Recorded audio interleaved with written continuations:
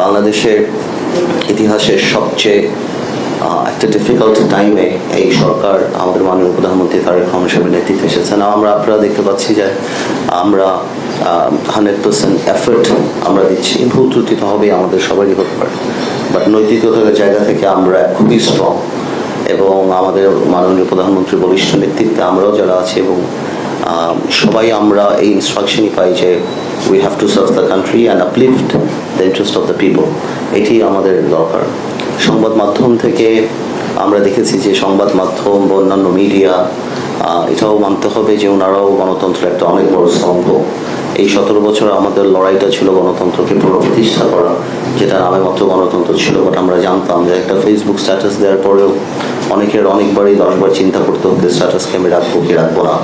সেটা সংবাদ মাধ্যমের মধ্যেও ছিল, বাট তারপরেও স্বীকার করতেই হবে যে সংবাদ মাধ্যম গত 17 বছরও সেই ধরনের আপনার কন্ট্রোলিং নেচার এবং কথায় কথায় সেই সময় বলা যে টেলিভিশনের লাইসেন্স কারা দিয়েছে, কাদের কথা বলতে হবে সেই যে মনে করিয়ে দেওয়া, হাত বেঁধে দেওয়া সাংবাদিক। রেইনবো অ্যাক্রোপ্লাস্টে অ্যাক্রিলিক এমালশন থাকায় মুছে ফেলা যায় যে কোনো দাগ সহজেই। Rainbow paints, colour of joy. তার মধ্যে থেকেও আমরা যতগুলি খবর পেয়েছি, আমরা যা যা খবর পেয়েছি সরকারের বা সবকিছু যে দ্য ওয়ে দে ফেইল্ড ওই সময় আর কি, বা যে অ্যাট্রসিটি বা যে অত্যাচার বা যেভাবে গণতন্ত্রের মুখ বন্ধ করা হয়েছিল, অন্যান্য যা যাই আছেন সংবাদ মাধ্যমের মাধ্যমেই কিন্তু আমরা জানতে পেরেছি। তো সুতরাং আমাদের এই জুলাই আন্দোলনে কোনোভাবেও সংবাদ মাধ্যম বা যারা যারা আছেন তাদের ভূমিকাকে খাটো করে দেখার কোনো সুযোগই নেই সব দিক থেকে।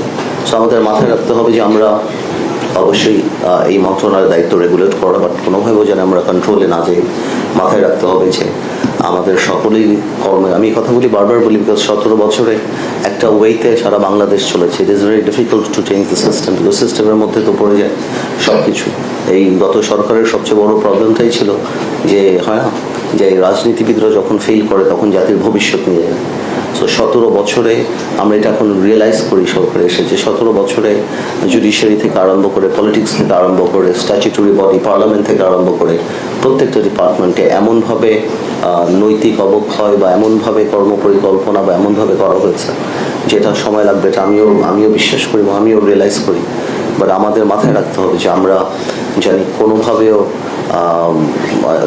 সেই দিকে পা না দেয় এবং আমাদের রেগুলেটরি বডি এবং তাদের সাথে সেই সম্পর্ক করে এবং আমাদের জিনিসগুলি, আমাদের ইচ্ছা, আমাদের যে একটা বাংলাদেশকে একটা নতুন দিকে নিয়ে যাওয়ার যে স্বপ্ন, সেই জিনিসটা এবং সবচেয়ে বড় কথা যে ড্যামেজগুলি হয়েছে সেগুলি রিপেয়ার করা এবং নিউ সিস্টেম ডেভেলপ করা, সেই জিনিসগুলি থেকে আমাদের কনসেন্ট্রেট করতে হবে। Is very